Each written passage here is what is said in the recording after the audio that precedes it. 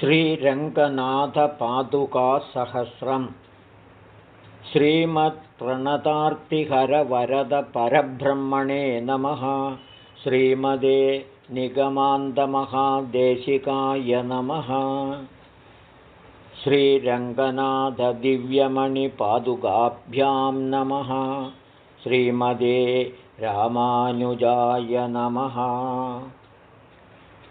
श्रीमान् वेङ्कटनाथार्य कवितार्किककेसरी वेदान्ताचार्यवर्यो मे सन्निधत्तां सदा हृदि। प्रस्तावपद्धति। सन्तश्रीरङ्गपृथ्वीशचरणत्राणशेखराः जयन्ति भुवनत्राणपदपङ्कजरेणवः। भरताय परं नमोऽस्तु तस्मै प्रथमोदाहरणाय भक्तिभाजां यदुपज्ञमशेषतः पृथिव्यां प्रथितो राघवपादुकाप्रभावः। वर्णस्तोमैर्वकुलसुमनो वासनामुद्वहन्ती मां नायानां प्रकृतिमपरां संहितां दृष्टवन्तं। पादे नित्यप्रणिहितधियं पादुके रङ्गभर्तुस्त्वन्नामानं मुनिमिह भजे त्वमहं स्तोतुकामः। दिव्यस्थानात् त्वमिव जगदीं पादुके गाहमाना पादन्यासं प्रथममनया भारती यत्र चक्रे। योगक्षेमं सकलजगदां त्वय्यधीनं स जानन्वाजं दिव्यां दिशतु वसुधा श्रोत्रजन्मामुनिर्मे। नीचेऽपि हन्त मम मूर्धनि निर्विशेषं तुङ्गेऽपि यन्निवशदे निगमोत्तमाङ्गे। प्राचेतसप्रभृतिभिः प्रथमोपगीतं स्तोष्यामि रङ्गपदि पादुकयोर्युगं तत्। धत्ते मुकुन्दमणिपादुकयोर्निवेशाद्वल्मीकसम्भवगिरां समदां ममोक्तिः। गङ्गाप्रवाहपतितस्य कियानिव स्याद्रध्योदकस्य यमुना सलिलाद्विशेषः। विज्ञापयामि किमपि प्रतिपन्नभीतिः प्रागेव रङ्गपदि विभ्रमपादुके त्वां। वक्तुं क्षमा सदसदी विगदाभ्यसूयाः सन्तस्पृशन्तु सदयैर्हृदयैस्तुतिं ते। अश्रद्धधानमपि नन्वधुना स्वकीये स्तोत्रे नियोजयसि मां मणिपादुके त्वं। देवः प्रमाणमिह रङ्गपदिस्तथा त्वे तस्यैव देवि पदपङ्कजयोर्यथा त्वम्। यदाधारं विश्वं गतिरपि च यस्तस्य परमा तमप्येका धत्से दिशि वरगतिं तस्य रुचिरां। कथं सा कंसारेर्द्रुहिणहरदुर्बोधमहिमा कवीनां क्षुद्राणां त्वमसि मणिपादुस्तुतिपदम्। श्रुतप्रज्ञासम्पन्महितमहिमानः कदि कदि स्तुवन्ति त्वां सन्तश्रुतिकुहरकण्डूहरगिरः। अहं त्वल्पस्तद्वदिह बहु च जल्पामि तदपि त्वदायत्तं रङ्गक्षितिरमण पादावनिविदुः।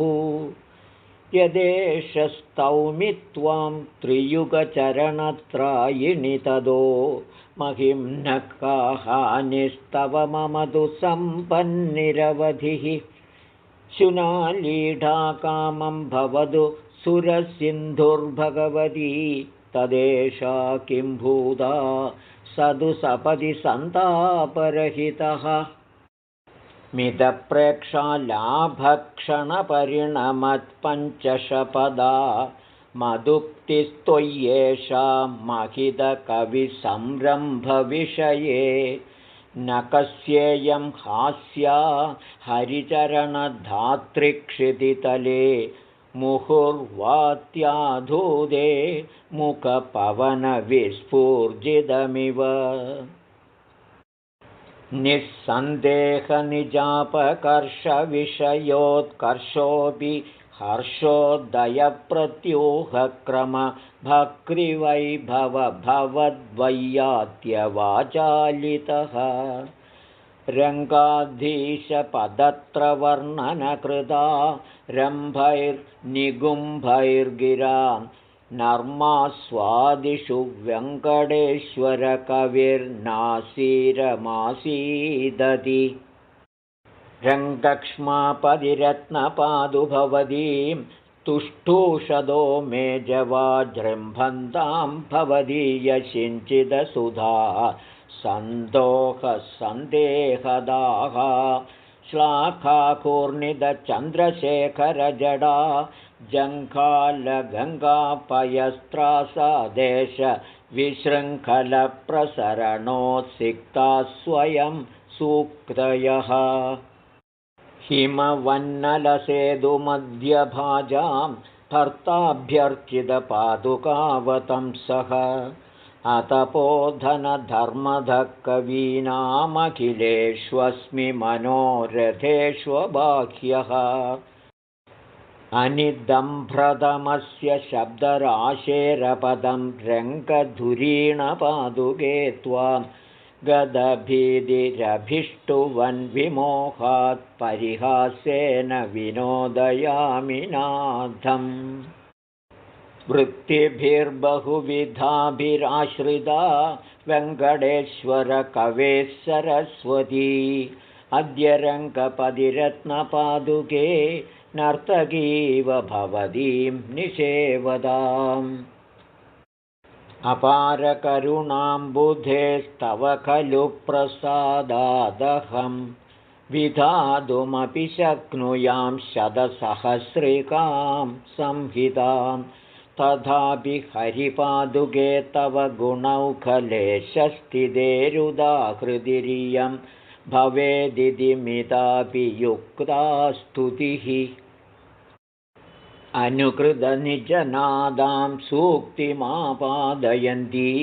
मनसि वचसि च त्वं सावधाना मम स्याः निशमयदि यथासौ निद्रया दूरमुक्तः परिषदि सह लक्ष्म्या पादुके रङ्गनाथः त्वयि विहिता स्तुतिरेषा पदरक्षिणि भवति रङ्गनाथपदे तदुपरि कृता सपर्या नमदामिव नागिनां शिरसि इति कवितार्किकसिंहस्य सर्वतन्त्रस्य श्रीमद्वेङ्कटनाथस्य श्रीमद्वेदान्ताचार्यस्य कृतिषु श्रीरङ्गनाथपादुकासहस्रे प्रस्तावपद्धतिः प्रथमा।